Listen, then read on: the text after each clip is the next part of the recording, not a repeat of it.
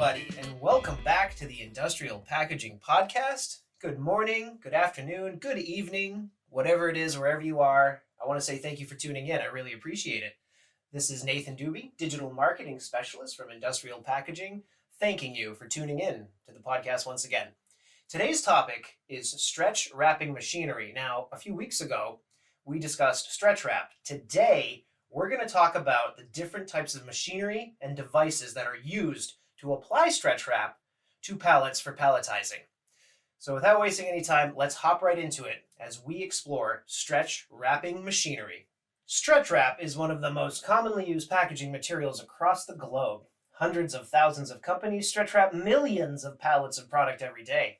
While many companies rely on physical labor from human employees, stretch wrapping machines are a staple in high production packaging lines, and even smaller companies who want the cost savings and related benefits of using a stretch wrapper.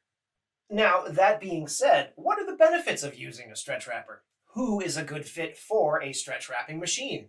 Which type of machine is best for your company? Follow me into today's episode, and we will stretch your knowledge to its maximum capacity. Okie dokie. First, we are going to discuss human labor versus stretch wrapping machines.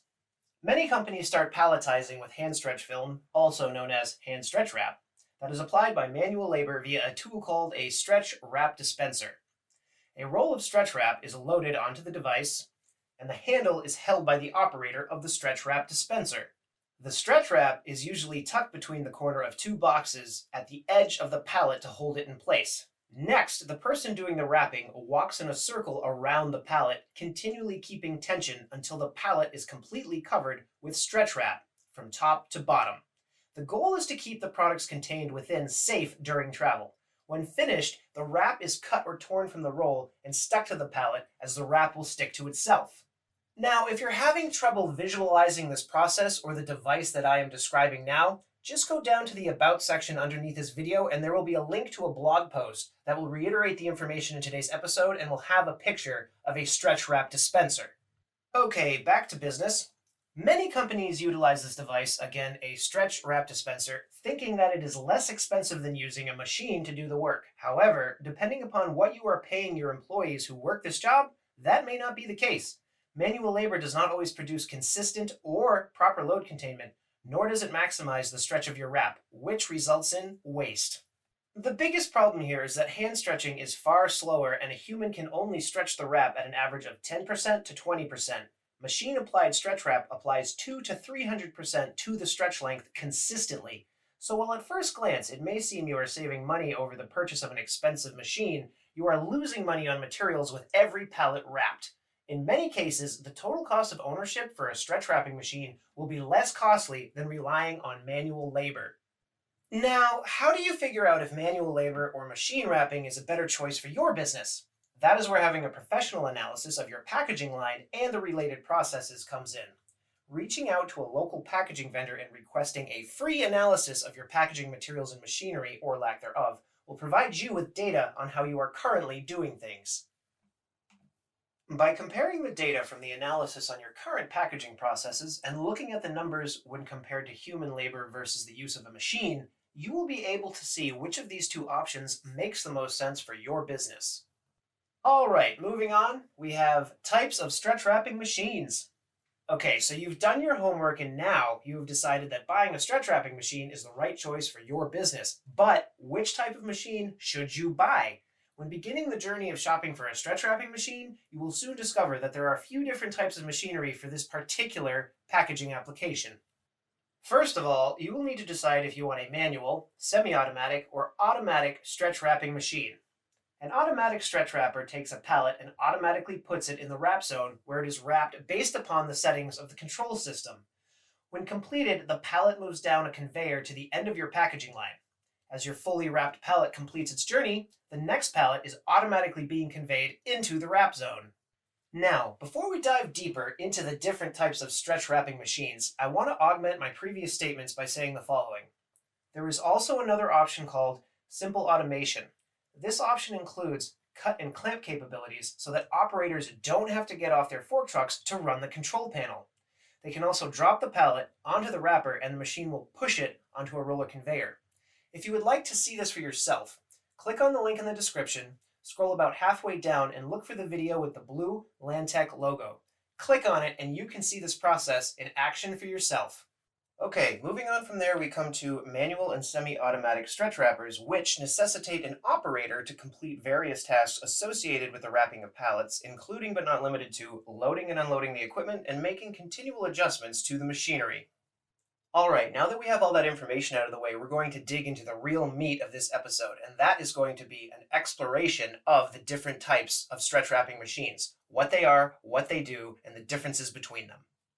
Okay, first up we have turntable wrappers. With this particular style of machine, the pallet is put on a turntable that spins while a wrap delivery system allocates the stretch wrap to the load being wrapped. The wrap delivery system generally begins at the bottom of the load and wraps up to the top and back to the bottom. Turntable wrappers are one of the most popular kinds of stretch wrapping machines and can be set up to work well with various types of applications. Okay, next up we have straddle wrappers. With straddle stretch wrappers, the load stays immobile, while a wrap delivery system spins around the load being packaged. This kind of wrapper can wrap unstable, lightweight, and heavier loads, and is also capable of wrapping from low to high volumes. Following that, we have orbital wrappers. An orbital wrapper, also known as a ringer, wraps a pallet by going over and under the load being packaged as the load travels on a conveyor into the machine. Orbital wrappers are primarily used for packaging flattened or oddly shaped items such as pipes, rolled carpets, windows, and etc. Finally, we come to ring straddle wrappers. Ring straddle wrappers are fast wrappers which are generally able to wrap 200 loads per hour. These machines are often found in the toiletry and beverage industries. These machines are extremely specialized devices and only make up a very small portion of the stretch wrapping machines currently in use today. Okay, now that you have some idea about the different types of stretch wrapping machines, you need to ask yourself a few questions to identify which machine is right for you. First, you need to figure out what is the volume of stretch wrap that you are using. How much stretch wrap do you go through in a month? Taking a look at your monthly/annual volume of stretch wrap will give you an idea of which, if any, machine is right for your needs. Not sure how much stretch film you are going through on a monthly basis? In that case, you are going to want to reach out to a packaging machinery expert and ask for an analysis of your packaging line.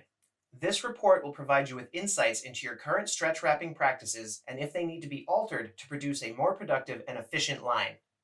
Next, you are going to want to take a look at the amount of products wrapped. The amount of products you are packaging on a regular basis will give you some indication of the volume of stretch wrap you are using. If you are not already tracking this information in conjunction with a detailed KPI report, that is, Key Performance Indicator report, you will want to consider developing and implementing one ASAP. Not sure where to start? Again, reaching out to a local packaging expert and asking for an analysis of your packaging line will help you to gather all the data you need for this project. Following that up, we have budget for packaging machinery. Professional packaging machinery is not cheap. It is a major investment for many businesses. Once you have researched all the information above and have had a chance to get a professional analysis of your production line completed by your vendor of choice, you will be able to review all of the information and identify if a stretch wrapping machine is a good investment for your company.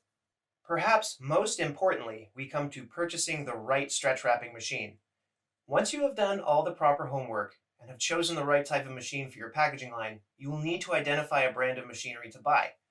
When you are ready to make a purchase but are unsure of which brand you would like to buy, you have two options. One option would be to independently research at least 3 brands of machinery who offer the type of machine you are looking for and compare the cost, quality, and serviceability of each machine. You will also want to seek out reviews from other customers to gauge which machine is or is not a good fit for your needs.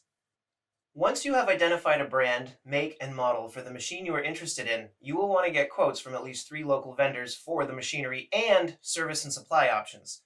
Keep in mind the services they offer and the quality of service you receive on your initial calls. Keeping these items in mind will help you to determine the right fit for your business needs. If you are not excited at the prospect of doing so much time-consuming research on multiple brands of packaging machinery, you may want to consider buying from a distributor instead of an OEM. Where OEMs will usually tell you their machines are quote-unquote the best and provide information with little transparency, a distributor who sells multiple different brands is less concerned with selling you on one brand of machine and more concerned with helping you choose the right brand, make, and model for your particular needs. Buying a stretch wrapping machine for your business is a big deal. It is a large investment in your company, and it is not something you should rush into without being educated on in regards to all the dynamics mentioned above. When you are ready to begin the process of buying packaging machinery, consider reaching out to your local packaging expert for guidance. Once you have chosen and purchased the machinery for your line, you will want to ensure that it is always running at peak performance with little to no downtime. In conjunction with a preventative maintenance program, a stretch wrapping machine can help your production line to reach its ultimate performance while maximizing the capabilities of your stretch wrap. Well then, good people of the internet, that about does it for episode 4 of the Industrial Packaging Podcast with me, your host, Nathan Dube, Digital Marketing Specialist at Industrial Packaging.